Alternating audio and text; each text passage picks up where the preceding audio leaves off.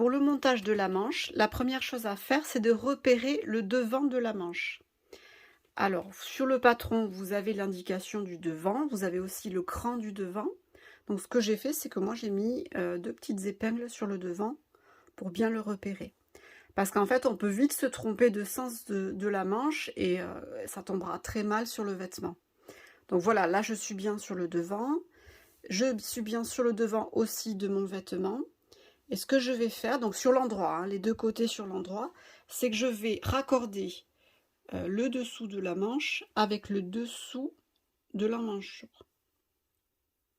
Donc là, je vais commencer par épingler ici en faisant correspondre les deux coutures. Ensuite, je vais venir raccorder. Alors là, c'est la manche fendue. Mais vous avez, si c'est une manche simple, vous avez un cran de tête de manche. Donc là, moi, je vais faire correspondre la couture de la tête de manche avec la couture de l'épaule. Donc je vais passer dessous, hop. Donc toujours endroit contre endroit. Hop, comme ça.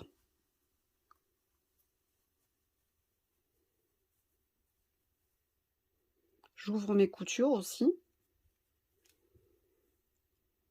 Voilà. À partir de ce moment-là, je vais tout prendre à l'intérieur. Donc je suis comme ça. La première chose que je vais faire, c'est que je vais faire raccorder les petits crans. Donc celui-là de la manche, celui du vêtement et celui de la manche. J'épingle.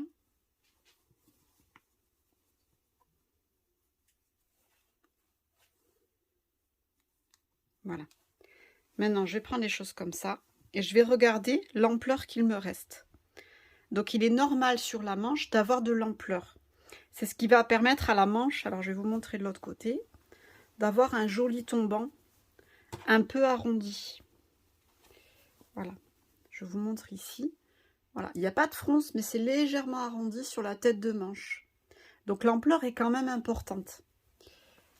Mais il faut savoir la résorber au niveau du montage. Voilà, donc je vais commencer à partir de mon épingle à épingler. Alors ce que je vais faire, c'est que je ne vais pas tirer parce que je sais que j'ai de l'ampleur à résorber. Donc je vais y aller doucement. Voilà, je mets avec le doigt comme ça, je résorbe un petit peu d'ampleur et je vais le faire de plus en plus. Voilà, hop, vous voyez là j'en ai un petit peu. Et quand j'épingle, finalement, je serai à plat pour piquer. Voilà. De l'autre côté aussi.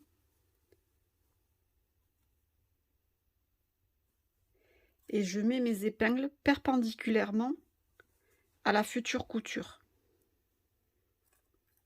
Parce que ce sera plus simple quand on va piquer. Voilà, on va piquer comme ça et ce sera plus simple sur la droite d'enlever les épingles.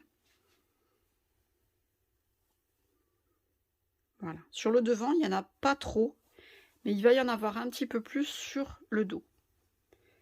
Donc je commence là à y aller doucement en répartissant l'ampleur. Hop, vous voyez. En plus, c'est des courbes. Donc les courbes, ça se déforme souvent. Donc petit à petit, on remet les choses comme elles doivent être. Voilà. Voilà.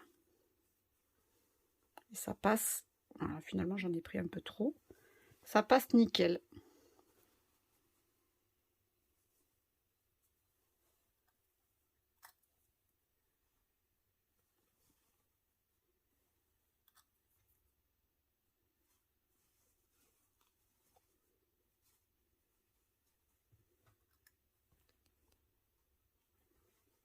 Voilà.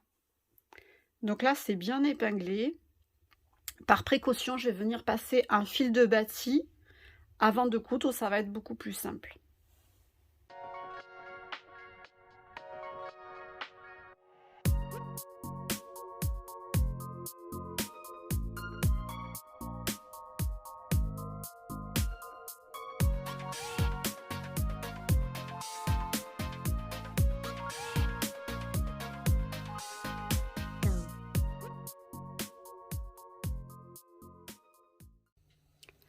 Alors, j'ai maintenant terminé mon fil de bâti.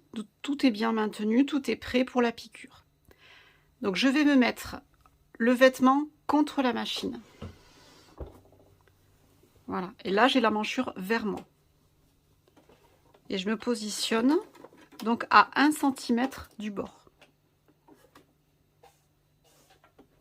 Et je vais pouvoir commencer à piquer.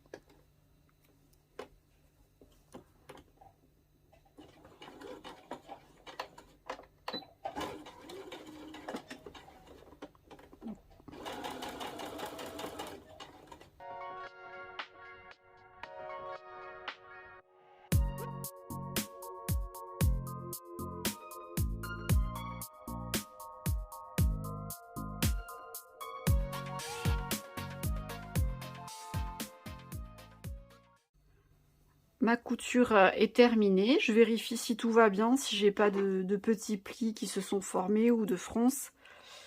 Et je vais pouvoir commencer à enlever mon fil de bâti sur tout le contour. Maintenant, je vérifie que tout aille bien de l'autre côté. Voilà. Vous voyez, c'est bien arrondi, mais il n'y a pas de pli. Voilà. Tout va bien. Donc maintenant, je vais pouvoir venir faire un surfilage sur tout le contour de l'emmanchure à l'intérieur. Donc je vais prendre les 2 épaisseurs. Ça y est, j'ai surfilé tout le contour en prenant les deux épaisseurs. Maintenant, je vais vous montrer comment on repasse la manche.